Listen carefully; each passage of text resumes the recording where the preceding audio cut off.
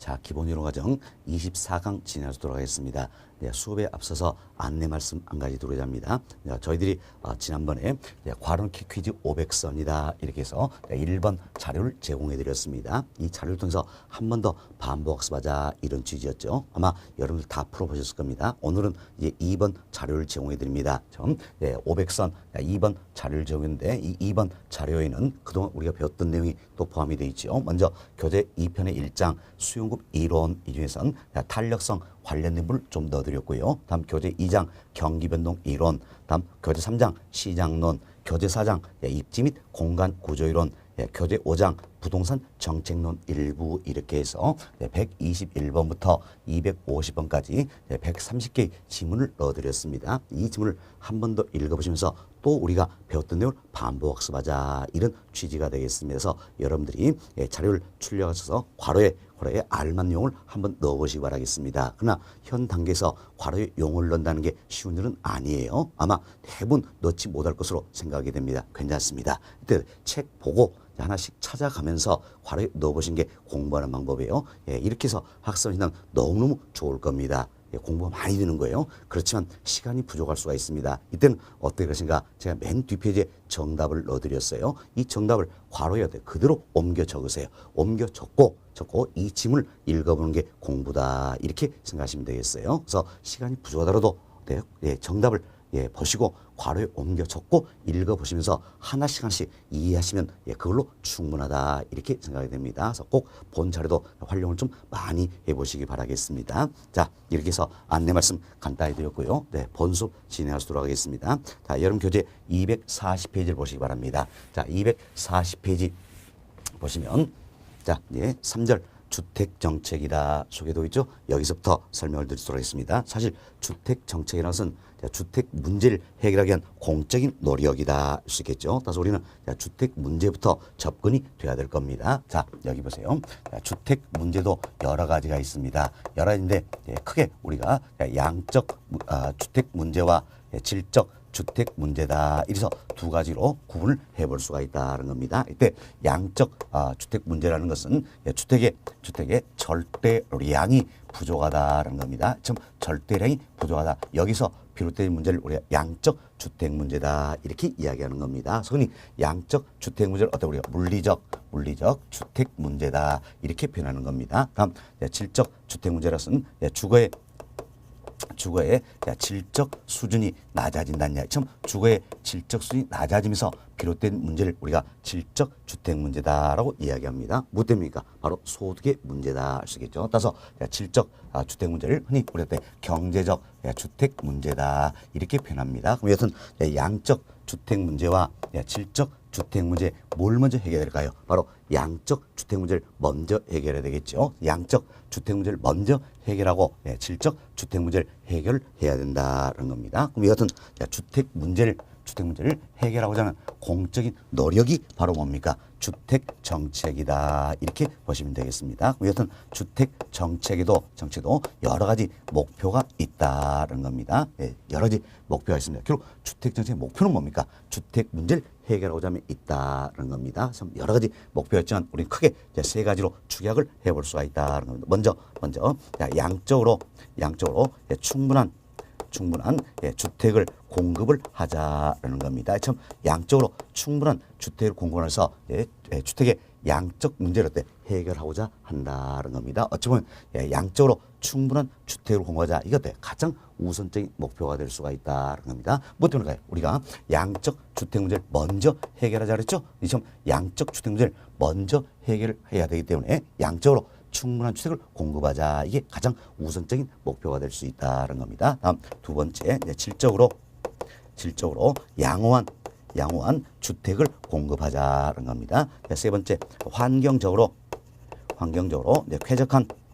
쾌적한 주택을 공급하자라는 겁니다. 이같이 정책 목표는 여러 있지만 우리는 크게 세 가지로 축약을 해서 말씀을 좀 드렸습니다. 자, 여기까지 말씀드리고 여러분 교재 한번 살펴드립니다. 교재 봅시다. 자, 240페이지에서는 1번 챕터 주택 문제다 나와 있죠. 다음 페이지 보세요. 241페이지입니다. 양월 1번 첫 번째 보세요.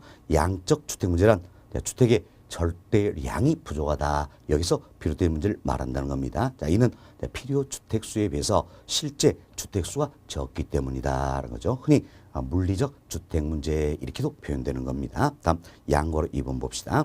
자, 첫 번째로 보세요. 질적 주택 문제란 주거의 질적 수준이 낮아지면서 비롯된 문제를 말하는 겁니다. 자, 이는 소수준이 낮아서 주택 가격이나 주거비의 부담 능력이 낮기 때문에 발생한다.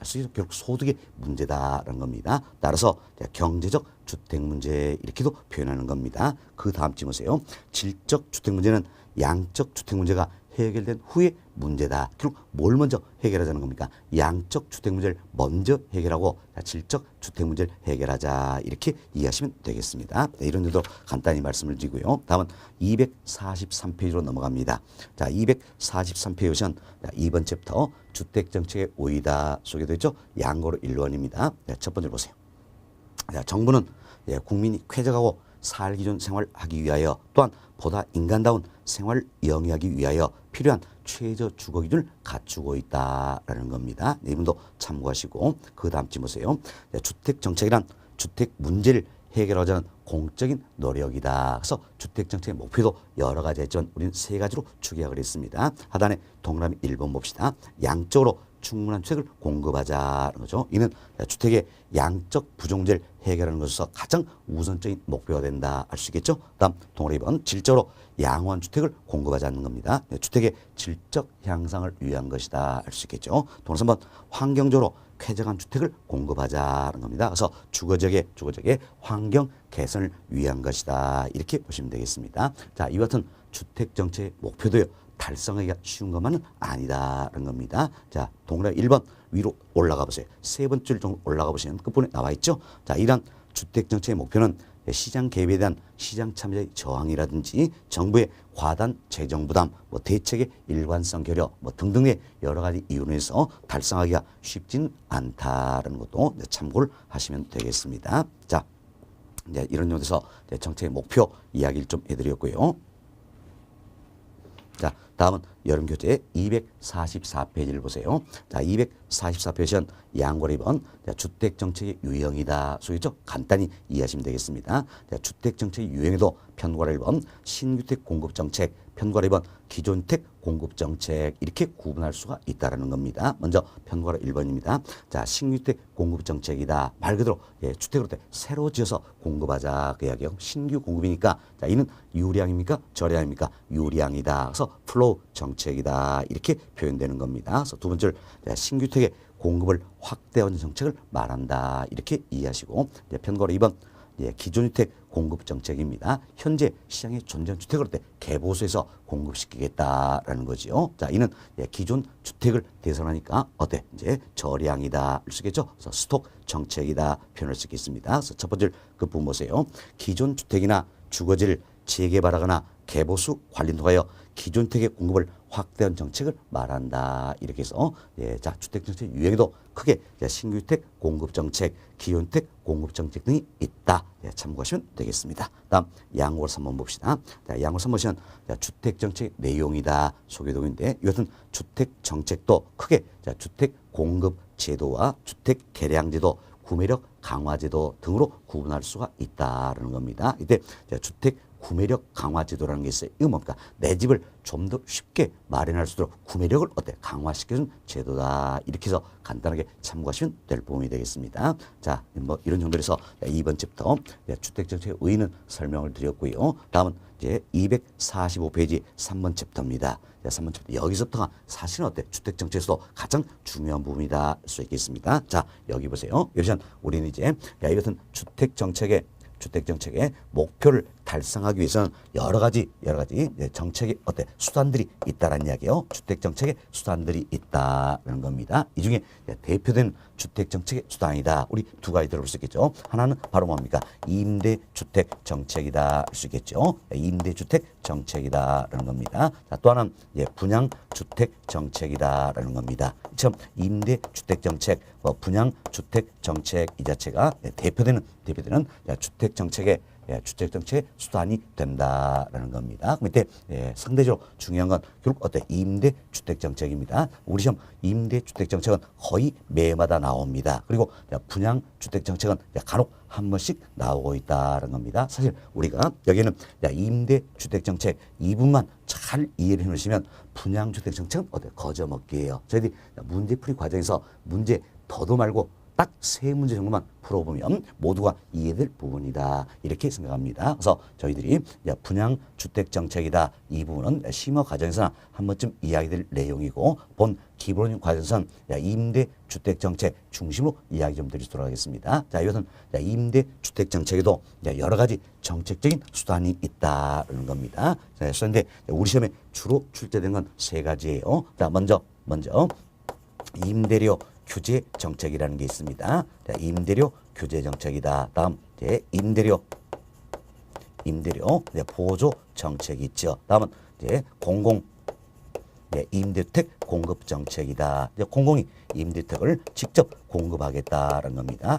공공 임대주택 공급 정책이 있다. 이 세 가지가 우리 시험에서 주로 출제된 부분이다. 특히 이 중에서도 임대료 규제 정책, 임대료 보조정책 이분들이 굉장히 출제가 많이 되고 있는 부분이다 생각하시고 내용 중심으로 해서 본 기본형 과정을 진행을 좀 해드리도록 하겠습니다. 자, 먼저 임대료 규제 정책입니다. 자, 여기 보세요. 자, 임대료 규제 정책이다 또는 임대료 통제 정책이다라고도 이야기합니다. 흔히 이 임대료 상한제다 이렇게도 표현되는 겁니다. 자, 임대료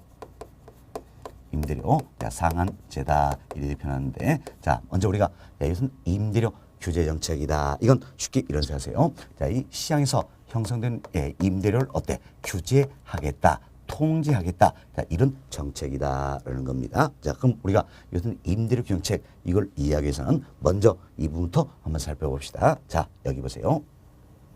이제 시장에서 어떤 재화의 수요 곡선은 우하향하는 모습이고요. 공급선은 우상향하는 모습이다라는 겁니다. 밑에 수요 곡선과 공급선이 만나는 이 점에서 균형을 이루고 있다 할 수 있겠죠. 이때 균형 하에서의 가격이 균형 가격이 되겠죠. 그럼 균형 가격이 1,000원이다 이렇게 가정을 해봅시다. 균형 가격이 1,000원이다. 그래서 시장에서 형성되고 있는 균형 가격은 1,000원이라는 이야기예요. 그렇지만 정부가 판단할 때는 1,000원인 가격이 지나치게 높더라는 이야기예요. 그럼 지나치게 높기 때문에 수요자 즉 소비자를 보호하기 위해서는 어때? 가격을 낮춰줄 필요가 있다라는 겁니다. 참 가격을 낮춰주기 위해서 시행하는 제도를 가리켜서 우리가 최고 가격제다 이렇게 이야기하는 겁니다. 최고 가격제다 이렇게 표현합니다. 결국 최고 가격 즉 상한을 설정을 하겠다는 겁니다. 자, 예를 들어서 우리 예를 해봅시다.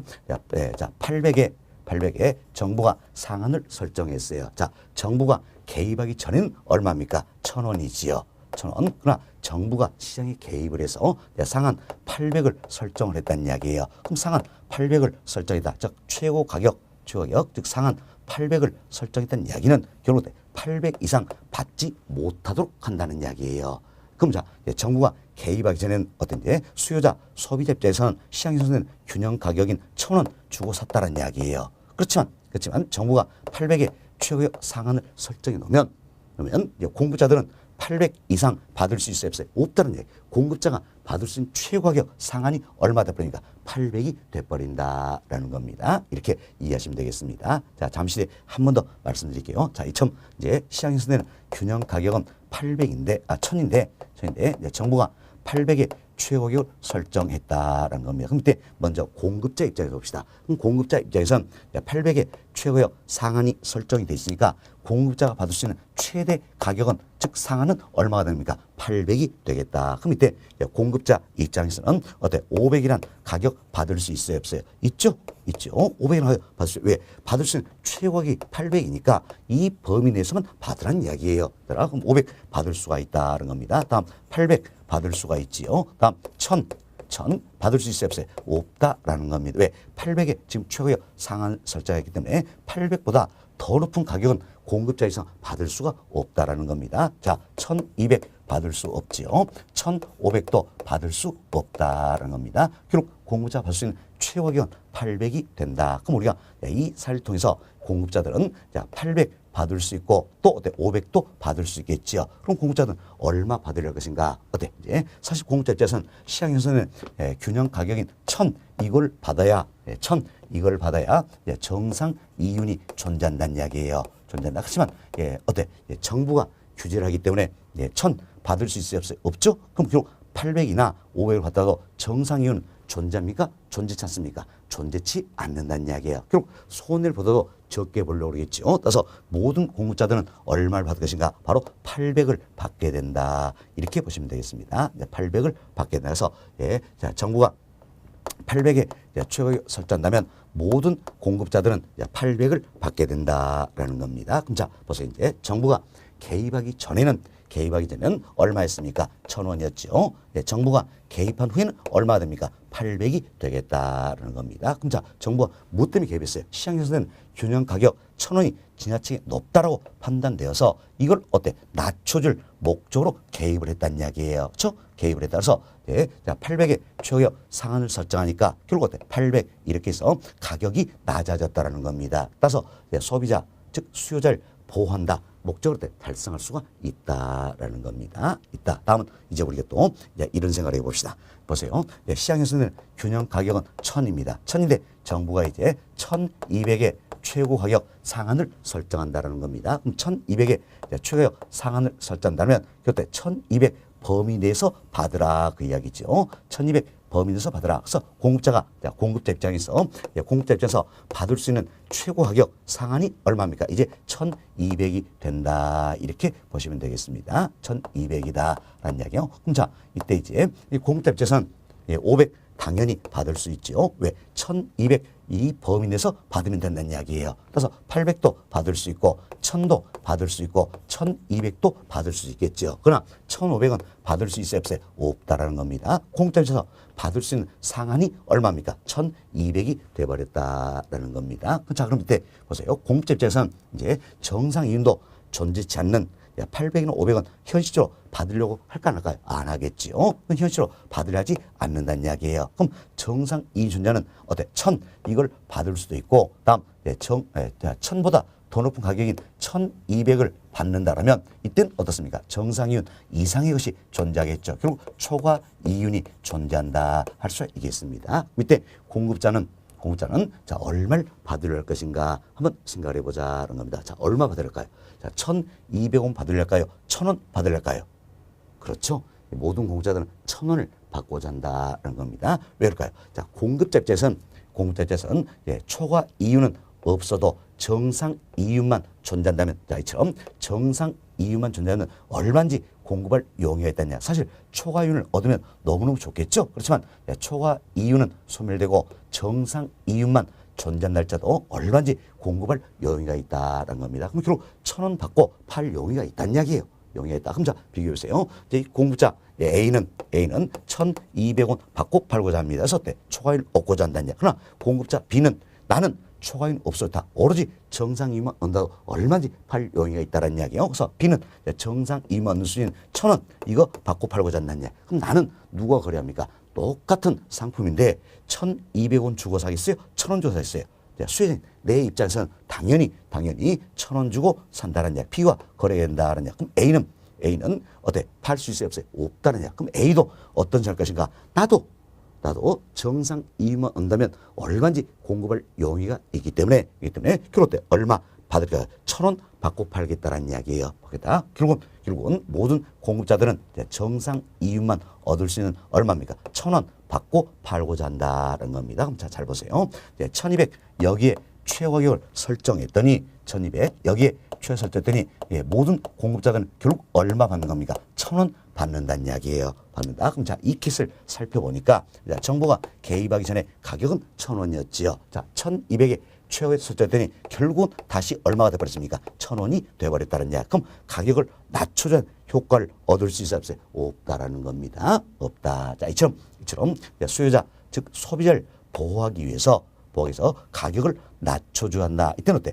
최고가격 상한을 설정하게 된다라는 겁니다. 쉽게 여러분들이 분양가 상한제다, 임대료 상한제 들어보셨죠? 처음 최고가격 상한을 설정한다는 이야기예요. 처음 상한을 설정하도 어떻게 설정을 해야 될 것인가? 자 보세요. 시장이 형성되는 균형 가격보다도 더 낮게 상한을 설정했습니다. 800에 상한을 설정해서는 모든 공급자들은 얼마 받게 되는 겁니까? 800 받게 된다. 그래서 가격을 낮춰준 효과가 있다라는 이야기예요. 반면 시장 형성되는 균형 가격보다 더 높게 1200에 상한을 설정했습니다. 그럼 1200에 상한 설정가 다시 이때는 어때? 균형으로 돌아와 버렸죠? 그래서 얼마 됩니까? 1000원이 돼버렸다는 이야기. 이때는 가격을 낮춰준 효과가 있어야 없어요? 없다라는 겁니다. 그럼 자, 수요자 즉 소비자를 보호할 목적으로 가격을 낮춰주기 위해서 최고가격 상한을 설정하는데 어떻게 설정해야 될까요? 바로 시장에서 형성되는 균형 가격보다 높게 낮게 설정을 해야 된다라는 겁니다. 낮게 시장 형성되는 균형 가격보다 낮게 설정을 해야 된다는 겁니다. 이걸 이해하시라 이런 목적으로 바로 이 내용을 말씀을 좀 드렸습니다. 자 다시 보세요. 이 수요자 즉 소비자를 보호할 목적으로 가격을 낮춰주고 한다. 이때는 최고 가격입니까? 최저 가격입니까? 최고 가격 즉 상한을 설정한다라는 겁니다. 최고가격 상한을 설정한다. 잘 생각하면 임대료 상한제, 분양가 상한제 이거 생각하세요. 그래서 최고가격 상한을 설정인데 상한 설정도 어떻게 설정합니까? 시장 형성되는 균형 가격보다도 더 낮게 상한을 설정을 해야 된다. 이렇게 해서 최고 가격제다, 상한제다, 낮게 설정을 해야 된다. 이걸 잘 이해하시면 되겠습니다. 자, 그럼 우리가 이 내용을 토대로 해서 임대주택시장에서 한번 살펴보도록 하겠습니다. 자, 여기 보세요.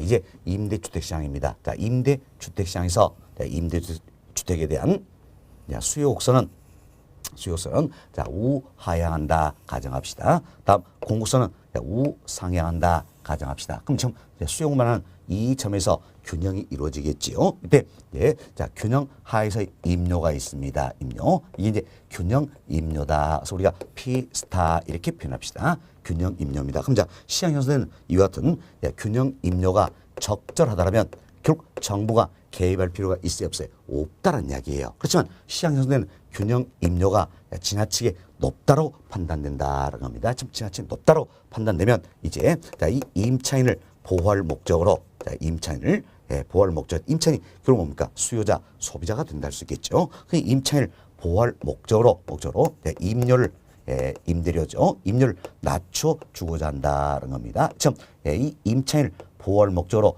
임대를 낮춰주기 위해서는 최고 가격입니까? 최저 가격입니까? 최고 가격을 설정해야 된다는 겁니다. 참, 최고 가격을 설정해야 된다는 겁니다. 즉 상한을 설정을 해야 된다. 그럼 상한을 설정하도 우리 배웠습니다. 어떻게 설정합니까? 시장에서는 균형 임료보다 높게 설정합니까? 낮게 설정합니까? 낮게 설정해야 되겠죠. 사실 높게 설정하면 당연히 균형으로 돌아버린다는 돌아서 임대주택 시장에 아무런 영향을 미치지 않는다는 겁니다. 따라서 시장에서는 균형 임료보다 더 낮게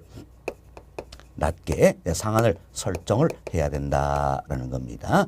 그래야지 임료를 낮춰준 효과가 나타난다라는 겁니다. 그럼 자 여기 보세요. 이제 시장에서는 균형이면 P스타입니다. P스타인데 이보다 낮게 P1에 최고가격 상한을 설정했다라는 겁니다. P1에 최고가격 상한을 설정했다라는 거죠. 밑에 자 정부가 개입하기 전에 임료는 얼마입니까? P스타가 되겠지요. 개입하기 전에 임료는 P스타입니다. 자, 정부가 개입했습니다. 개입해서 P1에 최고가격 상한을 설정해야 되니까 이제 임료는 얼마가 됩니까? 바로 P1이 된다. 모든 임대인들은 P1에 임료를 받게 된다. 알 수 있겠죠? 왜? P1 이거 더 높이면 못 받도록 여기 상한을 설정했기 때문에 모든 임대인들은 P1에 임료를 받는다. 결국 정부가 개입한 결과로 인해서 자, 이 크기만큼 임대료가 낮아졌다. 알 수 있겠죠? 이 크기만큼 임대료가 낮아졌다. 이렇게 보시면 되겠습니다. 자, 그럼 여기 보세요. 이 크기만큼을 정부가 개입하기 전에 누가 부담했습니까? 임차인이 부담했겠지요. 이제 정부가 개입한 이후에는 누가 부담한 셈이에요? 임대인이 부담하는 셈이 된다라는 겁니다. 따라서 이 크기만큼이 결국 임차인이 부담하는 부분을 이제는 임대인이 부담하는 셈이 되기 때문에 어때? 소득 재분배 효과가 나타난다 할 수 있겠죠. 자, 소득 재분배 효과가 나타난다라고 보시면 되겠습니다. 또한 이 분만큼을 결국 어때? 임차인은 임대인으로부터 임대료 보조받는 셈이다 할 수가 있겠습니다. 자, 이처럼 단기적으로는 임료가 낮아지겠죠. 이처럼 단기적으로는 임료가 낮아지기 때문에 결국 어때? 임차인에게 특히 기존 임차인이시죠. 이처럼 기존 임차인에게 혜택이 돌아간다 이렇게 보시면 되겠습니다. 기존 임차인에게 혜택이 돌아간다. 결국 단기적으로는 정책 목적을 달성할 수가 있다는 이야기예요. 자, 임차인의 임대를 낮춰주고자 하는 이와 같은 정책 목적을 달성할 수가 있다라는 겁니다. 그러나 장기적으로는 상황이 달라지는 겁니다. 이제 장기적인 관점에서 한번 살펴봅시다. 자, 먼저 이 임대인 입장입니다. 이 임대인 입장에서는 어때? 피스탈은 시장 형성되는 균형 임료 이걸 받아야 정상임이 있겠지요. 그러나 정부가 규제 보니까 어쩔 수 없이 이보다 낮은 P1의 규제 임료를 받게 된다는 이야기야. 이래서 정상 이윤이 있어요, 없어요? 없다라는 겁니다. 그래서 이 임대인 입장에서는 장기적으로 신규의 임대주택 공급하려 합니까 안 합니까? 안 한다는 이야기예요. 그럼 신규의 임대주택 공급은 공급하려지 않는다는 겁니다. 또한 수익성이 악화되기 때문에 기존의 임대주택도 이제 임대용으로 쓰지 않겠다는 이야기예요. 리모델링 이를 통해서 타 용도로 전환을 시켜버리겠다는 겁니다. 그럼 자 보세요. 신규의 임대주택 공급하지 않는다. 기존의 임대주택도 타 용도로 전환을 시켜버리기 때문에 장기적으로는 임대주택의 양은 어때? 줄어든다 할 수 있겠죠. 그래서 장기적으로 임대주택의 공급량은 감소하게 된다는 겁니다. 사실 이처럼 기존 임대주택이 리모델링 인을 통해서 타용도로 전환돼도 시간이 걸린다는 이야기여서 단기적으로는 임대주택의 양은 줄지는 않습니다. 그러나 장기적으로는 이 임대주택의 양은 줄어들게 된다 이렇게 보시면 되겠습니다. 또한 여기 보세요. 기존 임대주택이 설령 타용도로 전환되지 않을지도 수도꼭지는 교체하지 않겠다는 이야기예요. 괜히 돈 들여서 고쳐봐야 어때? P1보다 더 높은 임료를 받을 수 있어요, 없어요? 없다라는 겁니다. 그래서 수도꼭지 하나 교체하지 않겠다라는 이야기예요. 여기서 이 임대택의 질적 수준은 저하될 수밖에 없다는 겁니다. 그럼 이 사태를 살펴보니까 이 임대인 입장에서는 임대택에 투자를 하고자 합니까? 안 합니까? 안 하겠죠. 그래서 임대인 입장에서는 이 임대주택에 대한 투자 기피 현상을 초래하게 된다라고 보시면 되겠습니다. 자, 다음은 이제 기존 임차인의 입장에서 한번 살펴봅시다. 기존 임차인의 입장에서 살펴보면 자 보세요. 기존 임차 입장에서는 현재 얼마의 임대를 지불합니까? 바로 정부가 규정한 임료인 P1의 임대를 지불한다는 이야기예요. 그럼 P1의 임료 하에서 자 보세요. P1의 임료 하에서는 수요량은 이 크기네요. 이 크기다. 자, P1의 임료에서 수익성과 만난 점수의 양이 되겠죠. 이 크기가 되겠습니다. 그리고 공급량은 공급성과 만난 점수의 양 이 크기가 되겠죠. 그럼 자, P1이란 규제 임료하에서 수요량은 이 크기인데 공급량은 이 크기예요. 결국 이 크기만큼 뭐가 더 많습니까? 수요량이 더 많다는 이야기예요. 결국 이 크기가 어때? 자, 초과 수요의 크기가 된다. 이렇게 보시면 되겠습니다. 자, 이처럼 시장 형성되는 균형 임료보다 더 낮게 최저가격 상한을 설정하다 보면 반드시 어때? 초과 수요 현상 나타난다. 자, 잘 보세요. 우리 시험 말 바꾸기 하는 겁니다. 자, 초과 수요입니까? 초과 공급입니까? 초과 수요죠. 그래서 시장 형성된 균형 임료보다 더 낮게 최저가격을 설정한다면 반드시 초과 수요 현상은 나타난다는 겁니다. 이 같은 초과 수요 현상은 단기적으로만 나타나는 게 아니라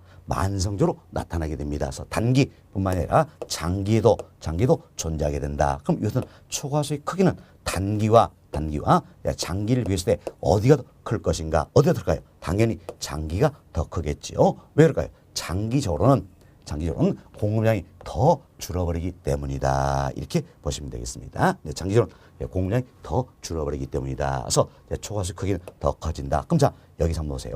이처럼 초과수요 현상이 존재한다는 이야기는 임대택이 남아돈다는 뜻이요? 부족하다는 뜻이요. 그렇죠? 부족하다 이런 뜻이 되겠죠. 그럼 자, 임대택의 부족 문제는 결국 단기보다는 장기에 더욱더 심해진다라는 겁니다. 그럼 이 상태를 통해서 장기적으로는 어때? 이 임대택은 더욱더 부족하게 된다는 걸 알 수가 있겠습니다. 자, 다음 또 여기서 이제 기존 임차입자에서는 현재 P1의 임료를 지불하고 있어요. 이처럼 P1의 임료를 지불했더니 P1의 임료에서는 초과 수요 현상이 나타난다는 이야기예요. 그래서 동일한 P1의 임료를 지불하면서 다른 임대 찾는 게 쉽습니까? 어렵습니까? 어렵다라는 이야기예요. 그럼 현재 임대택에서 나오려고 합니까? 안 합니까? 안 하겠죠. 현재 임대택에 그대로 머물러 있으려 한다는 이야기예요. 머물러 있으려 한다. 그래서 쿡 그냥 눌러 있으려 한다라는 겁니다. 그래서 기존 임차인 입장에서는 결국 이주 기피 현상을 초래하게 된다는 겁니다. 처음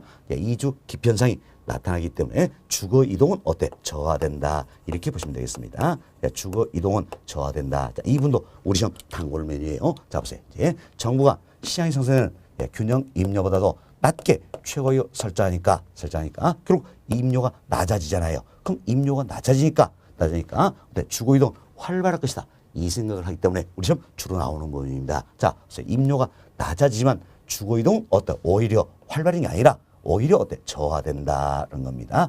뭐 때문입니까? 바로 기존 임차입자에서는 이주 기피 현상을 초래하기 때문이다. 참 이주 기피 현상 이로 인해서 주거 이동은 저하된다. 잘 이해하셔야 됩니다. 자, 주거 이동은 활발해집니까? 저하되는 겁니까? 저하된다라는 겁니다. 저하된다. 다음 이제 신규 임차인 입장에서 살펴봅시다. 자, 신규 임차입자에서는 더욱더 불리한 입장에 놓여야 될 겁니다. 사실 여기 보세요. 자, 이 임대인은 임대주택에 대한 투자를 기피하고 있지요. 기피하죠. 보면 기존 임차인 입장에서는 움직이려 하지 않는다는 이야기. 이주 기피 현상을 초래하게 된다는 이야기야. 그래서 신규 임차인 들어갈 공간이 더 없다는 이야기. 더욱더 불리한 입장에 놓이게 된다. 그래서 이 사람들은 어떻게 생각할 것인가? 들어갈 공간이 없기 때문에 이제 이런 생각을 한다는 이야기예요. 자, P1의 규제 임료하에서 공급된 양은 이 크기입니다. 이 크기에 맞춰서 얼마큼 지불을 용이했을 것인가. 워낙 불리하기 때문에 이 크기에 맞춰서 얼마큼 지불을 용이했을 것인가. 바로 수요 곡선과 만나는 점에서 임료가 되겠죠. 자, 보세요. 이 크기는 같다라는 거지요. 같다서 규제 임료에서 공급된 양인 이 크기에 맞춰서 얼마큼 지불을 용했느냐. 바로 수요 곡선과 만나는 이 점에서의 임료가 되겠습니다. 이 점에서의 임료다. 바로 여기가 되겠죠. 우리가 P2다 가정합시다. 그럼 이 같은 P2란 높은 임료를 지불하고 들어가려고 한다는 이야기예요. 뭐 때문일까요? 워낙 불리하기 때문이다. 그러나 이 자체를 정부가 허용합니까? 허용하지 않죠. 정부는 P1을 지금 규제했으니까 허용하지 않는다는 이야기예요. 한다. 따라서 암암리에 거래 이루어진다는 겁니다. 그래서 신규 임차인이 임대인에게 귓속말로 속삭인다는 이야기야. 내가 P2란 임료 줄 테니까 기존 임차인들 내보내라는 이야기예요.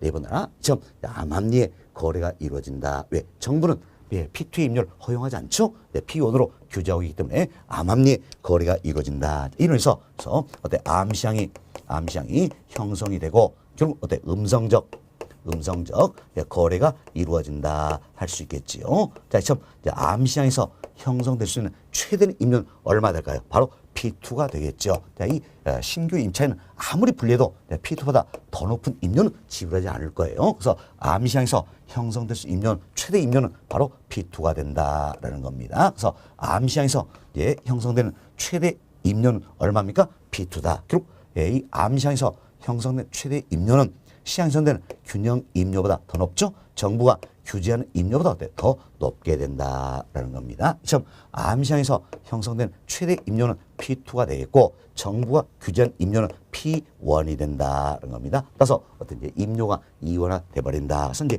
이중 가격에 문제가 발생하게 된다라는 겁니다. 이 상황 등을 살펴봤을 때 결국 장기적으로는 어떻게 임대주택난은 더욱더 심화되는 부작용을 초래하게 된다. 결국 임대주택 부족 문제는 더욱더 심해지는 부작용을 초래하게 된다라는 겁니다. 자, 그럼 잘 보세요. 자, 시장에서 형성되는 균형 임료보다 낮게 최고의 상한을 설정했다라는 겁니다. 이때 단기적으로는 단기적으로는 어떤 임료가 낮아졌죠. 그래서 기존 임차인에게 혜택이 돌아가는 것이다. 따라서 단기적으로는 정책적인 효과가 있어요, 없어요? 정책 효과가 당연히 있죠. 우리 시험 때 단기적으로 정책 효과를 발휘되지 못한 이런 점이 나왔어요. 잘못된 겁니다. 단기적으로야 임료를 낮춰준 효과가 나타나기 때문에 기존 임차인 혜택을 보겠죠. 그래서 단기적으로는 정책적인 효과는 있다. 그렇지만 장기적으로는 임대차이 더욱더 심화되는 결과를 초래한다. 그리고 장기적으로는 부작용이 심하게 나타난다라는 겁니다. 따라서 이 정책은 어떻습니까? 단기적인 처방이 돼야 된다. 왜? 단기적으로는 임대를 낮춰준 정책 효과를 얻을 수 있죠. 효과가 나타나기 때문에 단기적으로는 정책 효과가 나타나기 때문에 단기적인 처방이 되어야겠다. 물론 이 정책을 장기적으로 활용하기 위해서는 어떻습니까? 이와 같은 문제점을 극복할 만한 또 다른 정책과 병행이 돼야 된다. 이렇게 생각하시면 되겠습니다. 자, 이렇게 해서 저희들이 이제 시장에서 형성된 균형 임료보다 더 낮게 최고 가격을 설정할 경우 이걸 예를 통해서 설명을 좀 드렸습니다. 다음 시장 형성된 균형 임료보다 더 높게 최고의 상한을 설정한다는 이야기야. 이땐 우리가 앞서 살펴본 이해점 당연히 균형으로 돌아와 버리니까 임대 주택 시장이 아무런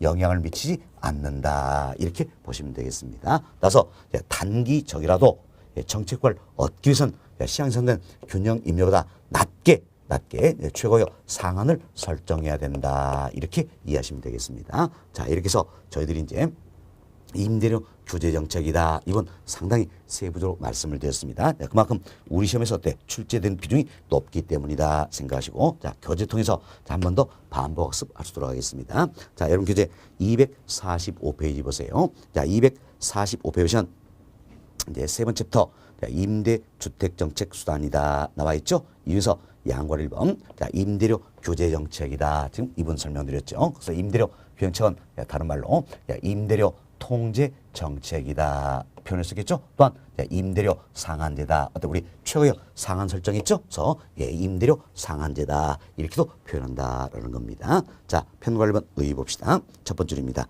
자, 임대료가 급등한 지역에 대해 시장 임대료 이하 수준으로 이하 수준이다. 여기 동그라미 쳐놓으시면 되겠습니다. 처음 시향선대는 균형 임료보다 더 낮게 최고의 상한을 설정한다 그 이야기예요. 그래서 시장 임대료 이하 수준으로 정부가 임대료를 규제하는 정책이다라는 겁니다. 자, 임대료 수준 또는 임대료 상승률을 일정 범위 내에 규제하여 임차 가구를 보호하려는 가격 규제의 일종이다. 우리가 최고의 상한을 설정한다 했죠? 지금 최고 가격 상한을 설정은 가격을 규제하는 정책 중에 하나가 된다라는 겁니다. 그 다음 쯤 보세요. 이는 최고 가격, 즉 상한 제도의 하나로 정부가 규제한 임대 상한이 시장의 균형 임료보다 낮아야 되죠. 낮아야 시장에 영향을 준다. 더 높게 설정 당연히 균형으로 돌아가니까 아무런 영향 미치지 않는다 그랬죠. 그래서 더 낮아야 영향을 준다라는 겁니다. 결국 우리가 최고가격 상한을 설정하더라도 시장 형성된 균형 임료보다 낮게 설정을 해야 된다 그 이야기예요. 자, 다음 주 봅시다. 자, 이러한 임대료 규제 정책은 저소득 임차인의 주거 안정과 소득의 불균적 배분을 시장을 목적으로 하고 있다는 것도 참고하시면 되겠습니다. 다음 페이지 보세요. 자, 246페이지입니다. 상단에 박스에 그림 들었죠? 그림은 제가 그래서 설명을 다 드렸습니다. 보시기 바라겠고, 편거로 2번입니다. 편거로 2번은 이처럼 시장 형성된 균형 임료보다 낮게 최고의 상한을 설정하는 경우다. 이렇게 보시면 되겠습니다. 그래서 정부가 규제한 임대료 상한이 시장의 균형 임료보다 낮을 경우다라는 겁니다. 결국 정부가 규제하는 규제 임대료가 균형 임료보다 낮다. 부동 표시 나와 있죠? 자, 규제 임대료가 균형 임료보다 낮은 경우다 보시면 되겠습니다. 자, 동그라미 1번 봅시다. 자, 임대료 규제로 인하여 임대료가 하락한다라는 거죠. 자, 처음 임대료가 하락하게 된다라는 겁니다. 자, 기억본 보세요. 자, 임대료 규제로 인하여 임대료가 하락한 만큼 임차인은 임대인으로부터 임대료 보조를 받는 효과가 있다는 겁니다. 이건 우리가 이런 설명을 드렸죠. 자, 이제 시장에서는 균형 임료는 비슷합니다. 그러나 정부가 이보다 낮은 P1의 최고율을 설정한다면 정부가 개입하기 전에는 어때? 임차인은 P스타의 임료를 지불했죠. 정부가 개입한 이후에는 어때? P1의 임료를 지불한다는 이야기예요. 지불한다. 그럼 어때? 예, 이 차이가 있죠. 정부 개입을 해서 이 차이만큼을 예, 정부가 개입하기 전에는 누가 지불했습니까? 임차인. 이제는 누가 지불하는 거야? 임대인이 지불한 셈이 된다는 거죠. 따라서 예, 이 크기만큼 예, 임차인은 임대인으로부터 임대료 어때? 보조받는 효과가 나타난다라는 겁니다. 다음 2번 시험 임대료 규제로 인하여 임차 입장에서는 더 낮은 임료를 지불하기 때문에 예, 실질 소득이 증가하는 효과가 나타나겠죠. 또한 예, 소득 재분배 효과도 나타나게 된다. 이렇게 보시면 되겠습니다. 자, 2번 단기 결혼 기존의 임차인은 혜택을 보게 된다. 참 단기 결혼은 기존 임차인한테 혜택이 돌아간다. 그래서 어때? 단기 결혼 임대를 낮춰준다. 정책적 목적으로 어때? 달성할 수가 있다. 이렇게 보시면 되겠습니다. 자, 다음 동그라미 2번 봅시다. 자, 임대료 규제로 인하여 임대인의 임대수익 감소함으로 임대주택에 대한 투자 기편상을 초래한다. 자, 임대인 입장에서는 임대주택은 어때? 투자 기편상 초래한다 그랬지요. 기업은 신규의 임대주택 공급이 감소하고 기존 임대주택의 타 용도 전환으로 기존 임대주택의 재고도 감소한다는 겁니다. 우리 설명했죠? 신규 임대주택 공급 감소한다. 기존 임대주택도 리모델링 일통해서 타용도로 전환시켜버린다라는 겁니다. 자, 결국 2번 임대료 규제는 장기적으로 임대주택 공급량을 어때? 감소시키게 된다는 겁니다. 잘 기억하세요. 장기적으로 임대주택 공급량은 어떻습니까? 감소한다라는 겁니다. 다음 D번 보십니다. 임대료 규제는 민간 임대주택 시장에서 장기적으로 공급이 줄어들어 주택 부족 현상 야기할 수도 있다는 겁니다. 다음 1번입니다. 1번은 우리가 이런 생각을 해봅시다. 자, 시장 형성된 균형이면 P스타예요. P스타인데 정부가 P1의 최고역 상한을 설정했습니다. 그럼 이래서 결국 임료가 낮아졌죠. 임료가 낮아졌다는 얘기죠. 이제 자, 임료가 낮아집니다. 그럼 임료가 낮아지면 당연히 어때? 공급량은 증가합니까? 감소합니까? 감소하게 된다. 사실 우리 이제 공급법칙 배웠죠? 가격이 하락하면 공급량은 감소한다 이네요.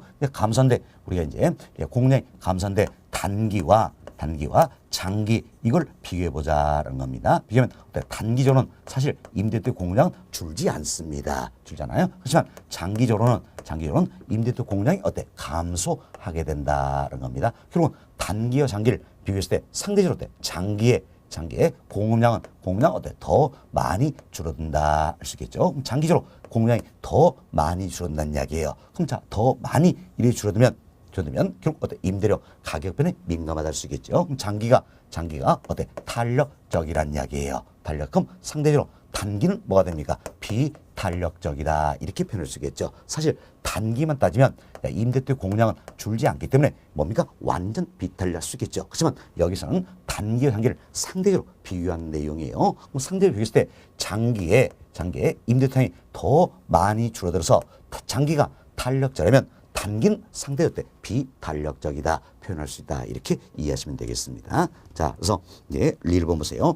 임대료 규제로 임대주택 공급이 단기적으로는 비탄력적, 장기적으로는 어때? 탄력적으로 반응한다 할 수 있겠죠. 여튼 단기, 장기 원래 상대적으로 비한다면 장기는 탄력적, 단기는 어때? 비탄력적이다 이렇게 생각하시면 되겠습니다. 다음 민번. 자, 임대료 규제는 임대부산의 질적 절 어때? 초래할 수가 있다라는 겁니다. 동을 3번 봅시다. 자, 임대료 규제는 임대주택에 대한 초과 수요를 발생시키며 자 보세요. 이분도 우리 잘 이해하셨죠? 시장 형성된 균형 임료보다 더 낮게 최고가격 설정한다면 반드시 어떤 상 초과 수요 현상이 나타난다는 겁니다. 이는 만성적이라 그랬지요. 그래서 단기뿐만 아니라 장기적으로 나타나는데 장기에 초과 수요 크기는 더 커진다 설명드리죠. 그래서 뒤집으면 단기에 비해 장기에 초과 수요 크기는 더 커진다는 겁니다. 다음 기억 봅시다.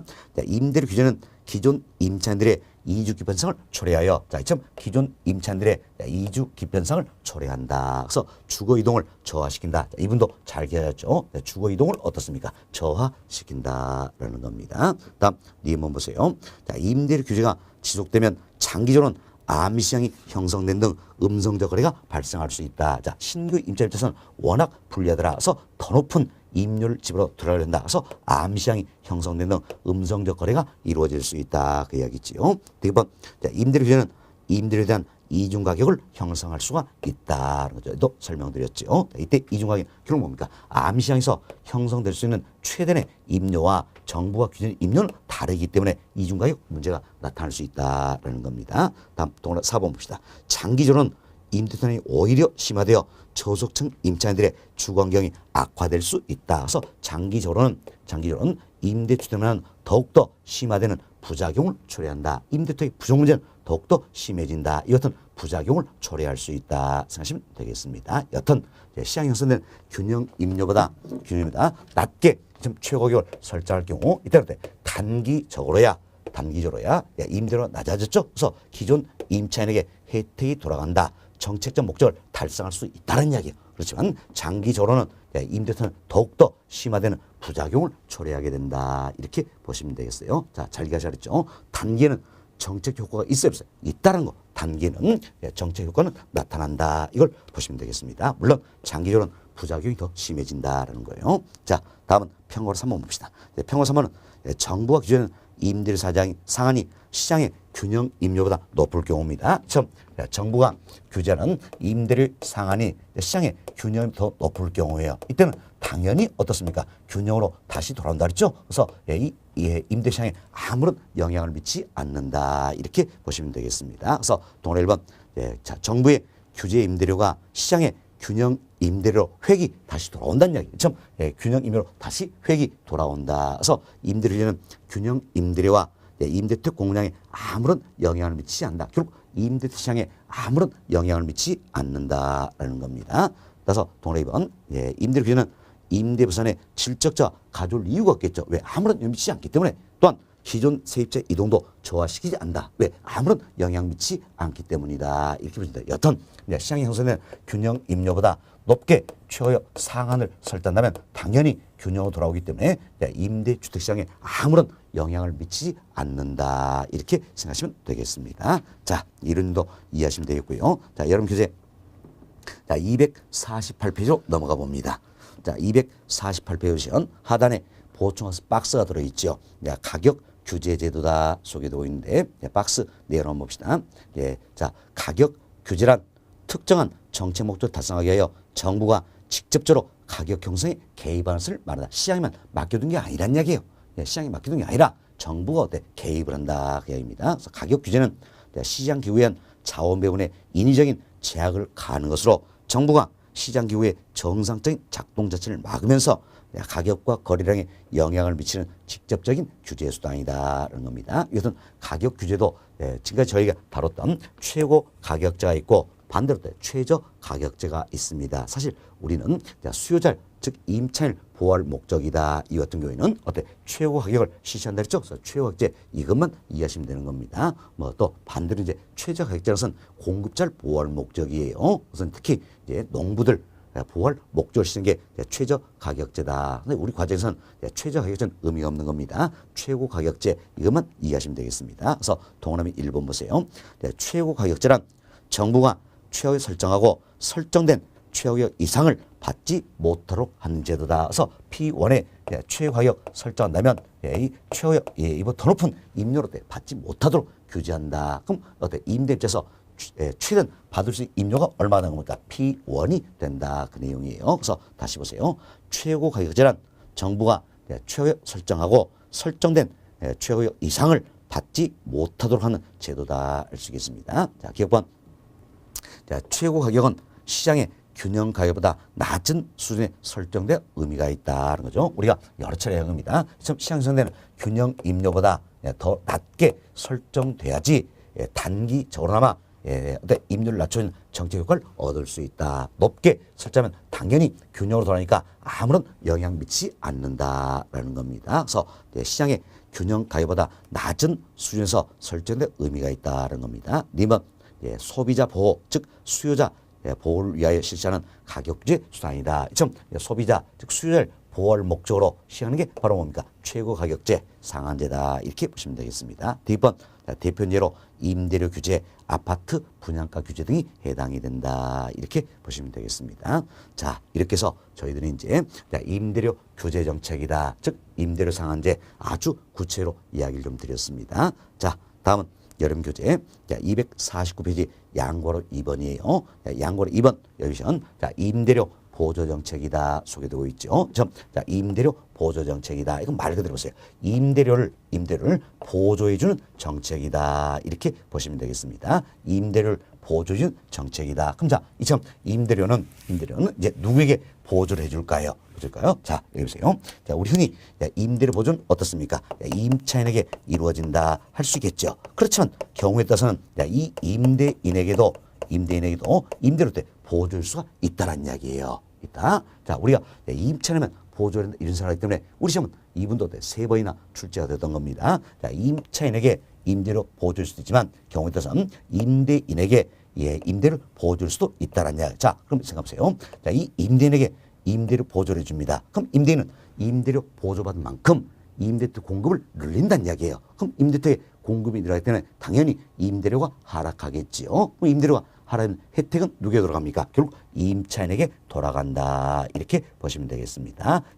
이 임대료 보조는 임차인에게 이루어질 수도 있고 임대인에게 이루어질 수 있더라. 그렇지만 결국 장기적으로 혜택은 누구에게 돌아갑니까? 임차인에게 돌아간다. 그래서 어때? 임대료 보조 정책은 결국 임차인, 즉 수요자 지원 주택 정책의 한 형태가 되는 셈이다. 이렇게 보시면 되겠습니다. 됐습니다. 자, 이제 교재 한번 살펴드립니다. 249페이지에 편괄호 1번 의의 한번 봅시다. 첫 번째 보세요. 자, 임대료 보조 정책은 저소득층에게 정부가 임대료의 전부 또는 일부를 보존 정책을 말한다 생각하시고 한 3줄 아래로 내려봅시다. 3줄 아래로 내려오시면 끝부분.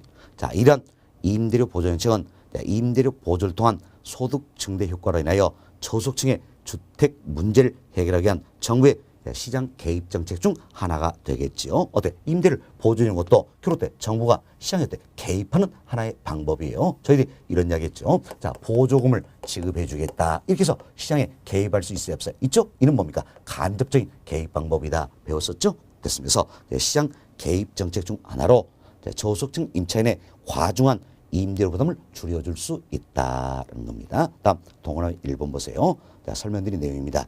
자, 임차인뿐만 아니라 임대인에게도 임대료 보조는 이루어질 수 있다는 거죠. 임대인에게 임대료 보조가 이루어지면 임대주택 공급이 증가하여 임대료가 하락하게 되므로 임대인에게 임대료 보조가 이루어지도록 장기적으로 누구에게? 임차인에게 혜택이 돌아간다는 겁니다. 따라서 임대료 보조 정책은 수요자 지원 주택 정책의 한 형태가 된다. 결국 누구를 지원하는 겁니까? 임차인, 수요 지원 주택 정책의 한 형태가 된다. 이렇게 보시면 되겠습니다. 다음 동그라미 2번은 이런 내용이에요. 자, 보세요. 우리가 임대료 보조는 임차인에게 이루어질 수도 있고 임대인에게 이루어질 수 있다고 했죠. 자, 이때 이제 정책 목적이 무엇이냐? 여기에 따라서 효과는 달리 나타날 수 있다는 이야기요. 먼저 우리가 이런 생각합시다. 자, 임차인의 주거지 선택의 자유를 보장시켜 주겠다. 자, 이런 관점이라면 임차인의 주거지 선택의 자유를 보장시켜 주겠다. 이런 관점이라면 임차인과 임대인 중 누구에게 보조 효과는 더 크게 나타날까요? 당연히 임차인이 되겠죠. 임차인에게 보조 효과는 크게 나타난다. 바로 그 내용입니다. 동그라미 2번 보세요. 자, 임대주 수요자인 임차인에게 보조금을 지급하는 방식이 임대인에게 보조금을 지급하는 방식보다 임차인의 주거 선택의 자유를 보장하는 장점이 있다는 거죠. 임차인의 주거지 선택의 자유를 보장시키다. 이런 목적이라면 임차인과 임대인 중 누구에게? 임차인에게 보조해 주는 게 바로 효과는 더 크게 나타난다. 이렇게 생각하시면 되겠습니다. 자, 이렇게 해서 저희들이 이제 임대료 보조 정책 간략하게 의의는 설명을 드렸습니다. 이번 시간 여기까지 정리해 드리고 임대료 보조 정책 구체적인 내용은 다음 시간에 조금 더 설명드리도록 하겠습니다.